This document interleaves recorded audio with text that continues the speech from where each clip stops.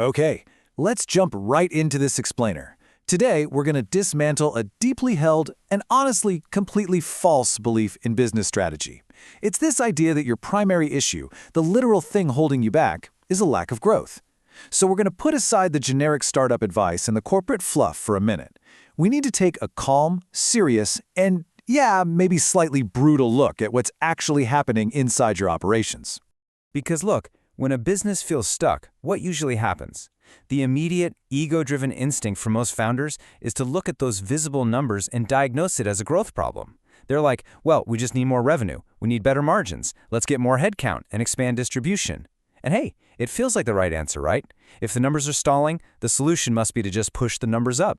But here is the brutal reality of the situation. You do not have a growth problem, you have a gap problem. Specifically, you have unclosed operational gaps. Throwing more revenue at the business doesn't magically fix a broken handoff. Hiring more people doesn't clarify messy workflows. The better, upgraded version of your business doesn't just suddenly appear because the top-line number got bigger. It happens when the machine itself is fundamentally improved. So here's the crucial shift in thinking. Those highly visible numbers you're constantly stressing over, they're just late indicators. They are literally symptoms of a deeper disease, not the disease itself.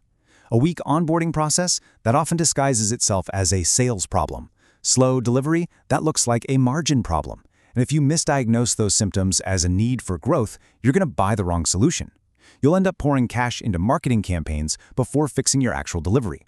You're basically just avoiding the gap. So if revenue and margins are just symptoms, where is the real disease actually living?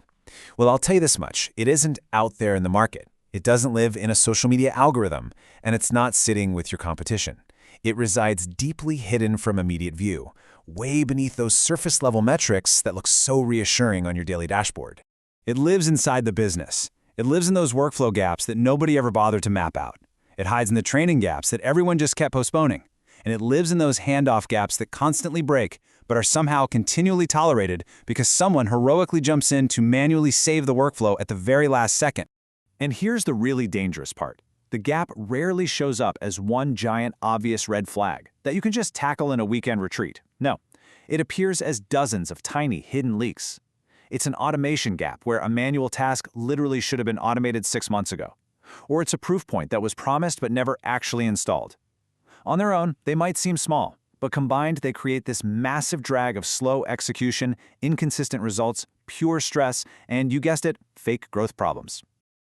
Now, you might be looking at your own systems right now and thinking, you know what? Sure, we've got some inefficiencies, but it's good enough for now. But as a serious operator, you really have to wake up to a pretty harsh truth about relying on good enough. And that truth is good enough decays. Always. Why? Because the world keeps moving. Markets, software tools, your competitors, and most importantly, buyer expectations, they are constantly evolving. A manual task that was totally acceptable last year, it's way too slow today. A proof point that once felt strong now just feels vague. Because the environment never stops shifting, a gap that you leave unclosed will inevitably widen, slowly rotting a once good business into a mediocre one through sheer accumulation. Which brings us to a massive, widespread misconception about scale. If you refuse to close these gaps and instead just pour more volume into this leaky machine, you aren't actually scaling your operations. You are quite literally just running a broken process faster. Growth doesn't magically patch a weak machine. It magnifies every single gap. If your onboarding is weak, pushing more customers through it just creates mass confusion. If your handoffs are already broken, adding volume turns those breaks into expensive rework and massive churn. Growth without gap closure isn't scale at all. It is just amplified risk. To build the absolute best version of your business, you've got to shift gears. We have to move from this ego-protecting mindset that blindly demands more growth to a rigorous operator's mindset that asks where the system is actively failing. Ego says, we need more revenue. Gap hunting says, wait, which leak is destroying the revenue we already have? Ego says, we just need better customers. Gap hunting asks, where exactly are we creating the confusion and delay? And this brilliant concept brings us to the ultimate forcing function, the -1 negative price guarantee. Now, to be absolutely clear, this is not some marketing gimmick or a clever little sales badge. It is a brutal forcing function. When the seller actually carries a consequence for missing value, It makes ignoring your operational gaps entirely too expensive. It literally forces those gaps out into the open. Under the -1 standard, missing value creates an immediate financial consequence. It completely stops you from hiding behind excuses like, well, we're doing our best, or the team just needs a little more time. It stops you from delaying fixes, because that delay is going to charge the business directly. If you try to ignore the gap, the system will still bill you in the form of churn, utter chaos, a bloated support load, and heavy margin bleed. -1 forces you to see the gap while you actually still have time to fix it. So how do you survive this negative price standard? You have to become a serious operator using what we call the gap hunting map. And step 1 starts right here. You must find the gap. You do this by translating a high-level symptom, like low revenue or slow delivery, into a very specific operational leak. Ask yourself, where exactly is the promise unclear? Where exactly is the handoff failing? Once you find it, next up, you fix the leak. You define exactly what needs to change. Does this step require a much clearer script? Does it need a strict, non-negotiable checklist? Or is it finally time for a new automation rule to replace some manual habit that relies entirely on one person's memory? Then you define the new minimum acceptable standard, and you prove the value. You absolutely have to install proof to measure that the gap is actually closing. Because how else do we know it's fixed? We need hard proof. Shorter cycle times, way fewer support tickets, less rework, and a visibly lower error rate.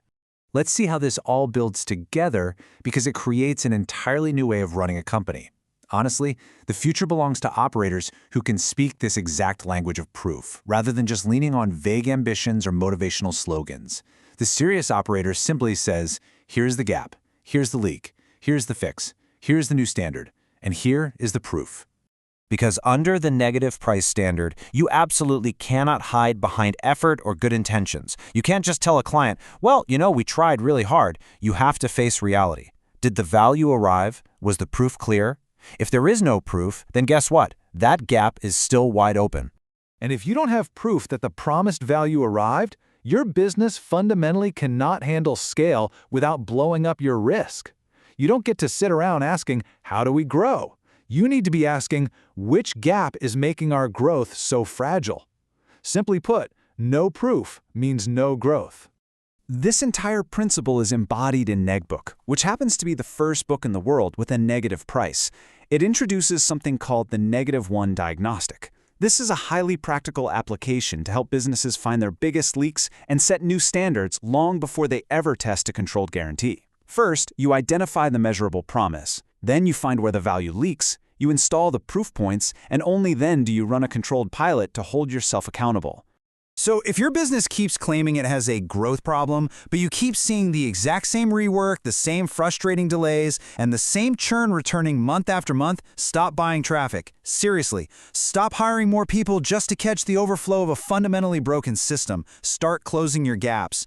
You can begin that process right now and apply for the -1 diagnostic today at negabook.com/negative price standard. I'm going to leave you with this final, irrefutable thought to examine within your own company as you evaluate your next strategic move. Your growth problem is a lie. You have a gap problem.